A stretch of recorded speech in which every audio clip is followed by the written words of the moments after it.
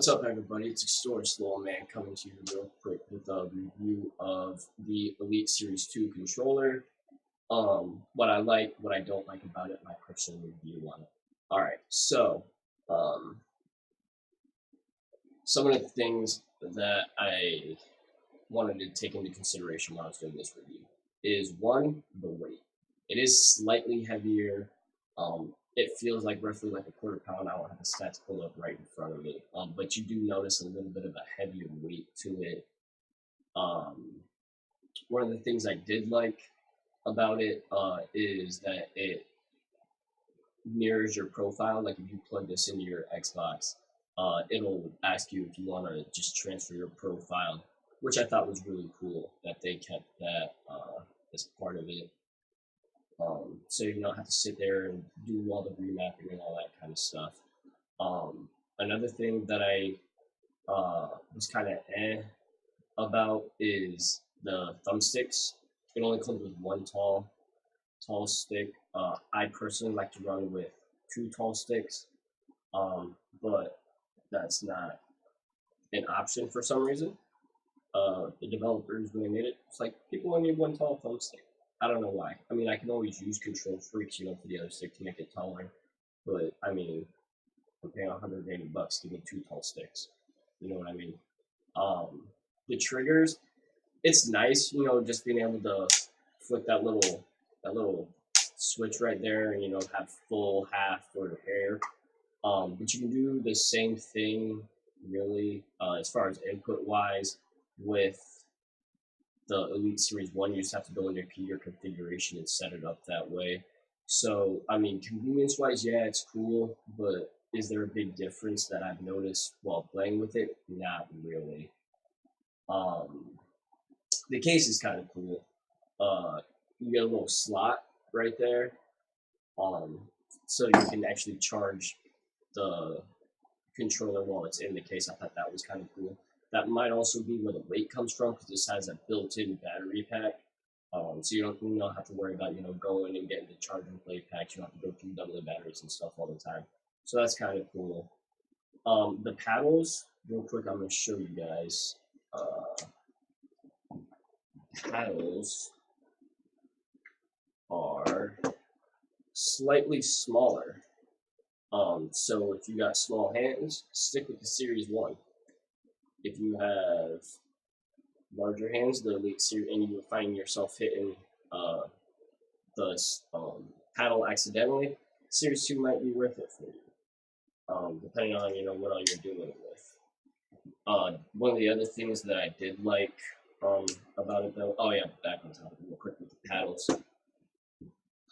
I got average size hands, so I don't really notice a difference. Like it's not like they have like a quicker response time or anything. Um, so I mean, as far as that's concerned, I don't really see a huge improvement or lack of improvement. That stayed pretty steady. I'm only 5'4", and I mean, I can hit it fine. I can hit the other ones fine, and I won't find myself, whether you're someone who's got large hands or someone who's got tiny hands, you know, pick pick and choose your battle. I do like that they put grip all the way around the main where your hand meets the controller on the Elite One versus or on the Elite Two versus the Elite One. So that part I kind of like. Um, the sticks themselves, the adjustable part of the sticks, I don't really find useful. Like you can, like if you're doing like a racing game or something, like NASCAR or something, where you just need to give that slight little bit. Or if you're sniping, you just need to adjust your shot, just that little like 64th of an inch on the screen. It might come in handy then. Personally, it doesn't really seem to increase my response time at all. Um, I don't see a difference with it. Maybe it does, and it's just so minute that I'm just not noticing it. Um, Plus, you can set up the little latency stuff with the Elite Series 1 if you wanted to. So I don't really see the huge advantage over that. But that pretty much wraps up the review. Is it worth the $180 if you already have the regular Elite controller and there's nothing wrong with it? Not in my opinion. I don't think so. I think it was overhyped and underdelivered, which kind of sucks. Because that means about pretty much $200 after taxes for this thing. But at least now I got a backup, I guess. But if I was honest with you, if I would have known that it was pretty much the same thing, I would have just bought a used Elite Series 1 from GameStop or something to save myself like $100, maybe more. Um, that's just my personal take. If you also have an Elite Series 2 controller and you have a different perspective, feel free to leave a message in the comments. I'd love to hear from you.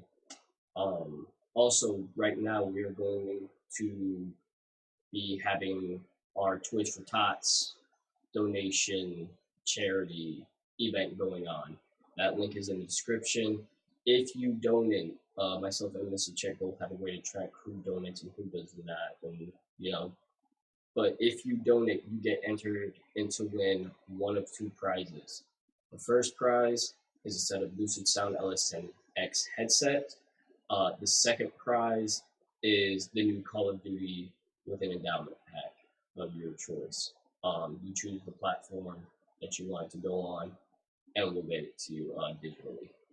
Um, but other than that, don't forget to hit that subscribe button. Check out myself and Mr. Check on Twitter and Twitch. Hit that follow button on there so you can check us out while we're live.